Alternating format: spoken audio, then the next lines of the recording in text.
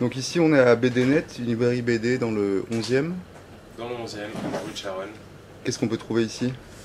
On peut trouver toutes les sorties évidemment. Lorsqu'il y a des sorties, on les a quasiment obligatoirement. Et on peut trouver une quantité de séries dans les rayons aussi, des titres que nous on appelle le fond, des choses qui tournent toute l'année ou qu'on soutient. On peut avoir des coups de cœur, on peut avoir des figurines. On a aussi un espace jeunesse aujourd'hui qui propose des jouets, des récits illustrés qu'on n'avait pas auparavant, puisqu'on faisait spécifiquement que de la bande dessinée. Donc on peut trouver quasiment toute la bande dessinée et plus.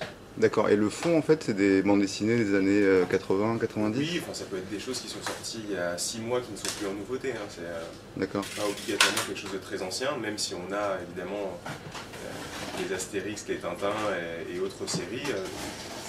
On a l'Incal, évidemment, tous les classiques, mais on a aussi toutes les nouveautés qui sortent. Le fond, c'est en fait tout ce qui toutes les nouveautés qui ont pu être remplacées. Parfois, il y a tellement de sorties qu'en 2 semaines, on n'a plus de place pour les placer en nouveauté. Et donc, elles partent dans le fond avec le reste de la série. Donc on a du franco-belge, beaucoup de franco-belge. Beaucoup de franco, de plus en plus de comics, parce que ça se développe à une vitesse assez folle. Donc on a évidemment les adaptations cinéma qui les poussent, on a pas mal de petites choses qui accélèrent un petit peu le rythme de parution chez les différents éditeurs comics et manga.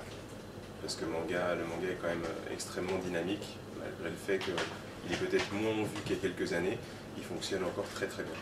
D'accord. Et les petits éditeurs ou les romans graphiques? Aussi, on a tout un espace qu'on appelle l'espace indépendant. Donc on a évidemment tous les petits éditeurs, tous les auteurs aussi qu'on soutient, parce que souvent les récits les plus originaux sont chez les indépendants. Et oui, on les a aussi évidemment. D'accord, et donc vous parliez de figurines? On a aussi par exemple des figurines pop, ce sont des figurines avec des personnages avec une grosse tête, un peu comme des Bubblehead, d'ailleurs certains le sont. On a des jouets en bois, on a des choses qui sont pour les adultes et des choses qui sont pour les enfants. On a par exemple un énorme bateau du trésor de Rackham le Rouge, on a pas mal de petites choses, on a des bustes de Tintin, enfin, c'est assez varié en fait le choix qu'on peut avoir. Et des figurines de super-héros par exemple vous avez aussi? Aussi mais peu, on en a 2-3 en résine. Et après, principalement, justement, dans ces figurines pop, ils ont fait du Marvel, ils ont fait du DC Comics, ils ont fait des titres tirés des séries télé aussi. On a des personnages dans les figurines pop de Game of Thrones, par exemple. D'accord. Enfin, c'est assez varié. Okay. Et on a aussi, évidemment, beaucoup d'affiches. Ouais, okay. On n'avait pas parlé auparavant. Et est-ce que vous recevez des auteurs en dédicace? J'imagine que oui. Fréquemment. Fréquemment. Ouais, fréquemment. On a des semaines qui sont chargées dû justement aux auteurs qui viennent. Il faut se préparer, il faut avoir des livres.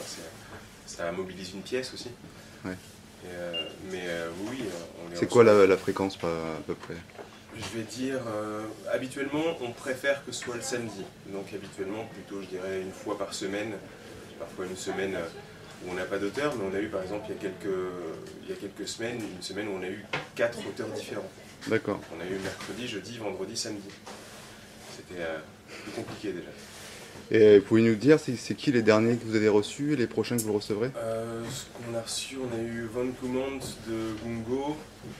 Là, on va recevoir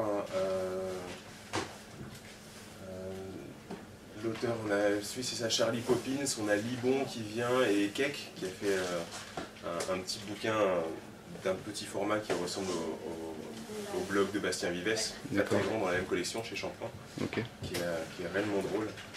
C'est une sorte de compilation des trucs chiants qui lui sont arrivés. Il a mis chiant dans le titre, hein, c'est pas de moi. Mais c'est très très bien, et ensuite évidemment lorsqu'on avance un petit peu, on a pas mal d'autres auteurs qui vont se cumuler, on en a quasiment toutes les semaines. D'accord. Et la librairie est vieille? Celle-ci, un peu plus de 10 ans maintenant, et on a une autre librairie qui est proche du métro Avron, qui elle est là depuis plus de 30 ans maintenant. D'accord, donc c'est l'autre qui est l'historique, c'est celle qui est à côté de Nation. L'historique, même si elle a déménagé quelques centaines de mètres plus loin, elle s'est déplacée un petit peu, elle est toujours présente. D'accord. Et celle-ci est un peu plus grande, sachant qu'on a l'espace jeunesse aussi.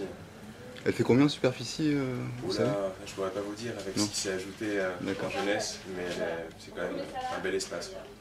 Et j'ai vu aussi que vous aviez un site de vente en ligne assez important. Qui est là quasiment depuis les origines d'Internet. D'accord. D'ailleurs, avant Internet, il était sur Minitel, c'est pour le Ah situer. ouais. Ok.